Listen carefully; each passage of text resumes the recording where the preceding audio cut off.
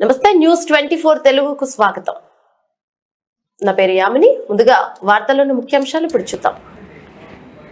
65 సంవత్సరాలు దాటిన వృద్ధులు, వికలాంగులు రేషన్ దుకాణాలకు రాలని వారికి ఇంటి వద్దనే రేషన్ అందించడం జరుగుతుందని కార్మిక శాఖ మంత్రి వాసంశెట్టి సుభాష్ పేర్కొన్నారు. అంబేద్కర్ కోనసీమ జిల్లా రామచంద్రపురం నియోజకవర్గంలో చౌక ధరల దుకాణాలను రాష్ట్ర కార్మిక శాఖ మంత్రి వాసంశెట్టి సుభాష్ పునఃప్రారంభించారు. ఈ సందర్భంగా మంత్రి మాట్లాడుతూ జూన్ 1 నుంచి రాష్ట్ర వ్యాప్తంగా 29,760 రేషన్ దుకాణాలను పునఃప్రారంభించడం జరిగిందన్నారు. ప్రతి నెల 1 నుంచి 15వ తేదీ వరకు ఉదయం 8 గంటల నుంచి మధ్యాహ్నం 12 గంటల వరకు, సాయంత్రం 4 గంటల నుంచి రాత్రి 8 గంటల వరకు రేషన్ దుకాణాలు తెరిచి ఉంటాయని, లబ్ధిదారులు వీలున్నప్పుడు రేషన్ దుకాణాలకు వెళ్లి సరుకులు తెచ్చుకోవచ్చునని తెలియజేశారు.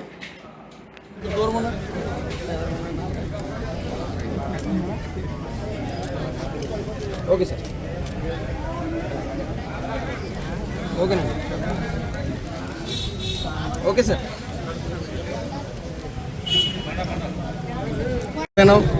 రాష్ట్ర వ్యాప్తంగా రేషన్ ప్రారంభించడం జరిగింది. సుమారు 29,738 షాపులు రాష్ట్ర వ్యాప్తంగా ఈరోజు ప్రారంభం కానున్నాయి. వైసీపీ నాయకులు దుష్ప్రచారం చేస్తూ ఉన్నారు. ఉపాధి కోల్పోయారు రేషన్ వెహికల్స్ దారులని. అది పూర్తిగా అసత్యం. ఏ అయితే వెహికల్ దారులు ఉన్నారో వాళ్ళకి ఉచితంగా వెహికల్ ఇవ్వడం జరిగింది. పూర్తిగా ఈ వెహికల్ వల్ల ఎక్కడ పడితే అక్కడ నడి రోడ్డు మీద కూడా ఇచ్చే పరిస్థితి, మొండి టెండర్లో కూడా ఇచ్చే పరిస్థితి.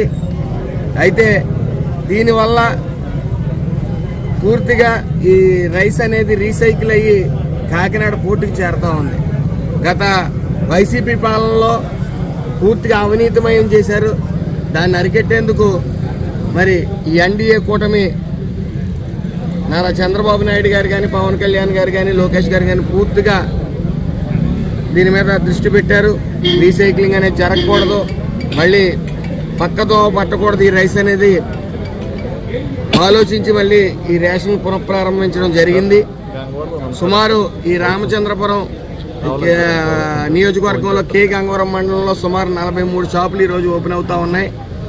దాని నిమిత్తం సుమారు 20,495 లబ్ధిదారులు వినియోగించవలసిన పరిస్థితి. ఉదయం 8 గంటల నుంచి 12 గంటల వరకు, అలాగే మధ్యాహ్నం 4 గంటల నుంచి 8 గంటల వరకు, 1వ తారీఖు నుంచి 15వ తారీఖు వరకు ఈ రేషన్ షాపులు మీ అందరికీ అందుబాటులో ఉంటాయి. కాబట్టి దాన్ని వినియోగించవలసిన అవసరం ఎంతైనా ఉంది.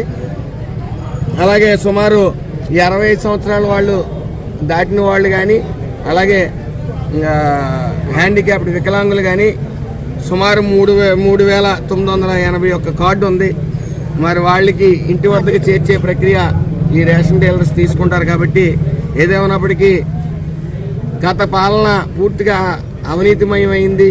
దాన్ని అరికట్టేందుకు మరి చంద్రబాబు నాయుడు గారు, ఇటు లోకేష్ గారు, పవన్ కళ్యాణ్ గారు నిరంతరం ఎక్కడ అవినీతి జరగకుండా ముందుకు సాగుతూ ఉన్నారు. అందులో భాగంగానే పర్టికులర్గా ఈ రేషన్ షాపులు మళ్ళీ పునఃప్రారంభించడం జరిగింది.